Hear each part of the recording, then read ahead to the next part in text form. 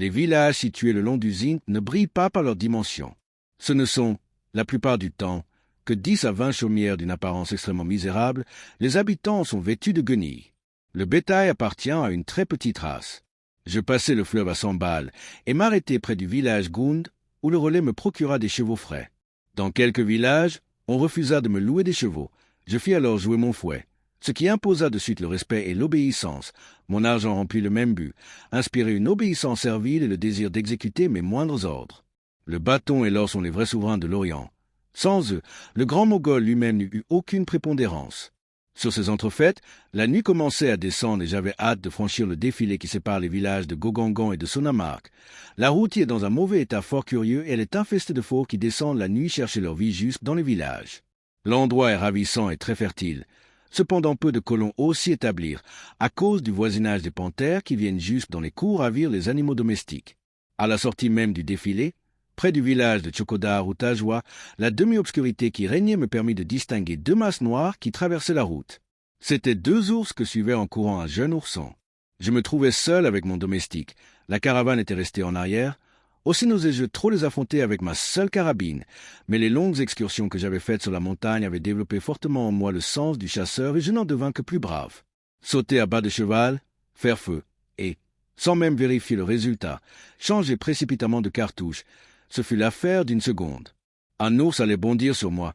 Un second coup de feu le fit rebrousser chemin, et il disparut.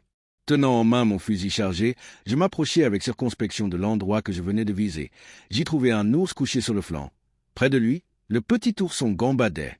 Un nouveau coup de feu l'abattit à son tour. Après quoi, je me mis en mesure de dépecer les 2 super fourrures d'un noir de jet. Cette rencontre nous fit perdre 2 heures.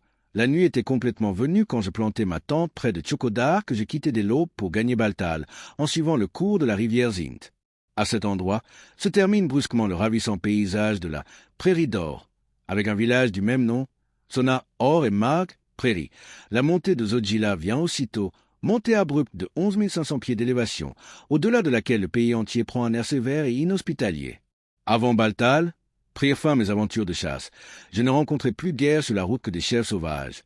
Pour chasser, il eût fallu quitter la grande route et pénétrer au cœur des montagnes pleines de mystères. Je n'en avais ni l'envie ni le temps, aussi continuai-je tranquillement ma route vers le Ladakh. Quelle brusque transition j'éprouvai en passant de la nature oriente et de la belle population du Cachemire aux rochers arides des Mossad et aux habitants imberbes et difformes du Ladakh. Le pays dans lequel je venais de pénétrer est à l'altitude de 11 à 12 000 pieds. Ce n'est guère qu'à Kargil que le niveau descend à 8 000 pieds. La montée de Zodjila est très rude. Il faut gravir une espèce de mur à peu près à pic. À certains endroits, la route serpente sur des saillies larges d'1 mètre, au bas desquels l'œil se perd au fond du gouffre d'insondables abîmes. Dieu préserve le voyageur d'une chute. Il y a un endroit où l'on a introduit de longues poutres dans des trous de roche et l'on a recouvert le tout avec de la terre. BRR, à la pensée qu'une petite pierre déroulant des flancs de la montagne ou qu'une trop forte oscillation des poutres pourrait précipiter la terre dans l'abîme et avec la terre celui qui se serait hasardé sur cette passerelle périlleuse, à cette pensée le cœur me manquait plus d'une fois pendant cette rude traversée. Les glaciers franchis, nous fîmes halte dans la vallée et l'on se disposa à passer la nuit près d'une hutte de postier, endroit que son entourage de glace et de neige éternelle rendait fort peu récréatif. Au-delà de Baltal, on détermine les distances au moyen de Dax, c'est-à-dire de stations de poste pour le service des correspondances. Ce sont des huttes basses, situées à 7 kilomètres l'une de l'autre. Un homme se tient en permanence dans chacune de ces huttes. Le service de la poste entre le Cachemire et le Tibet fonctionne d'une façon encore fort primitive. Les lettres sont enfermées dans un sac de cuir qui est remis à un facteur. Celui-ci parcourt rapidement les 7 kilomètres qui lui sont dévolus, en portant sur son dos une sorte de panier qui renferme plusieurs de ces sacs de cuir. Il les remet à un autre facteur qui, à son tour, accomplit sa tâche d'une façon identique. Ni pluie ni neige ne les peuvent arrêter.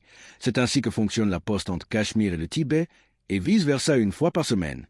Chaque course d'un porteur de lettres lui est payé 6 annas, 1 franc. Ce salaire est le même que celui des porteurs de marchandises. C'était la somme que je donnais à chacun de mes serviteurs pour un fardeau 10 fois plus lourd. Le cœur se serre douloureusement devant les figures pâles et fatiguées de ses commissionnaires, mais qu'y peut-on? C'est là l'habitude du pays. Le thé vient de Chine par un procédé semblable, transport qui se fait rapidement et à peu de frais. Comme nous allions arriver au village de Montéyan, je rejoignis la caravane d'Yerkandien que j'avais promis d'accompagner dans le voyage. Ils me reconnurent de loin et me prièrent d'examiner un de leurs tombés malades. Je le trouvai se débattant dans les affres d'une fièvre intense. Secouant les mains, en signe de désespoir, je leur montrai le ciel et leur fis comprendre que la volonté et la science humaine étaient désormais inutiles et que Dieu seul pouvait maintenant le sauver. Ces gens-là voyageaient à petite journée. Je les quittai pour arriver le soir à Drasse, situé au fond d'une vallée près d'une rivière qui porte le même nom. Près de Drasse se dresse un petit fortin de construction très ancienne et badigeonné à neuf que gardent 3 séiques de l'armée du Maharaja. À Drasse, j'élus domicile dans la maison de poste. C'est la station, et la seule, d'un fil télégraphique unique qui va de Srinagar au sein de l'Himalaya. Depuis, je ne dressais plus ma tente chaque soir. Je descendis dans des caravansérails repoussants de saleté, mais où régnait une bonne chaleur que répandent les énormes bûchers allumés à l'intérieur du bâtiment.